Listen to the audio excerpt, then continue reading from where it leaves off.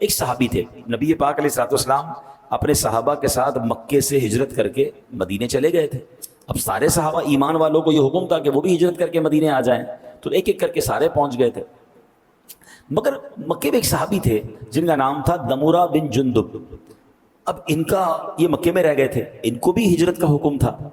اب یہ کسی مجبوری کی بنا پر ہجرت نہیں کر پائے تھے. عمر ان کی بہت ہو گئی تھی، بیماری بھی بہت زیادہ تھی، ایک اولڈ ایج بھی تھی اور بیماری. ظاہر ہے کہ آج کل کا تو ٹریول نہیں ہے نا کہ ویل چیئر پہ بٹھا کے جہاز میں بٹھایا اور فوراً دنیا کے ایک کونے سے دوسرے کونے لوگ بیماروں کو بھی پہنچا دیتے ہیں.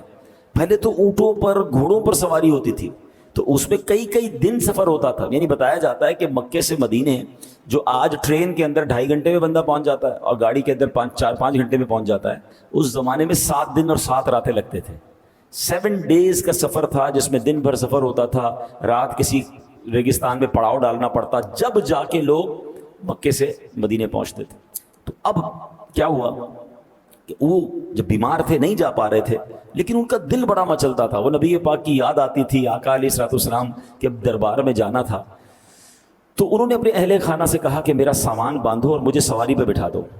میرے پاس مال تو ہے نا، میں سواری تو استعمال کر سکتا ہوں، تو مجھے سواری پر بٹھا دو. گھر والوں نے کہا آپ کی طبیعت ٹھیک نہیں ہے، آپ اتنا لمبا سفر کیسے کریں گے اور آپ اتنا ٹریول اکیلے کیسے کریں گے؟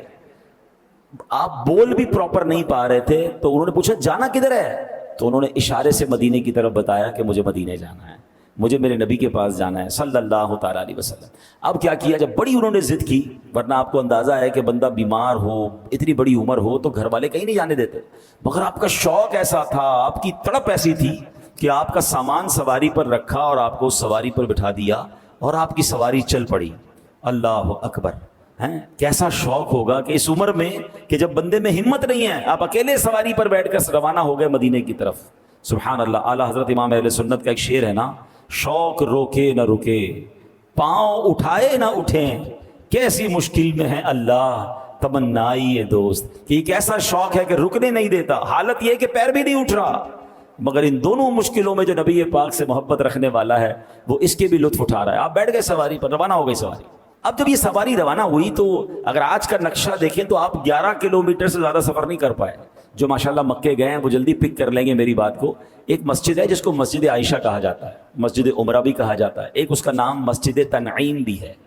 وہ اب مسجد ہے، اس ایریا میں ہی آپ پہنچ پائے. یعنی ابھی آپ مکے سے تھوڑا ہی باہر نکل پائے کہ آپ کا انتقال ہو گیا، آپ مدینے پہنچ نہیں سکے.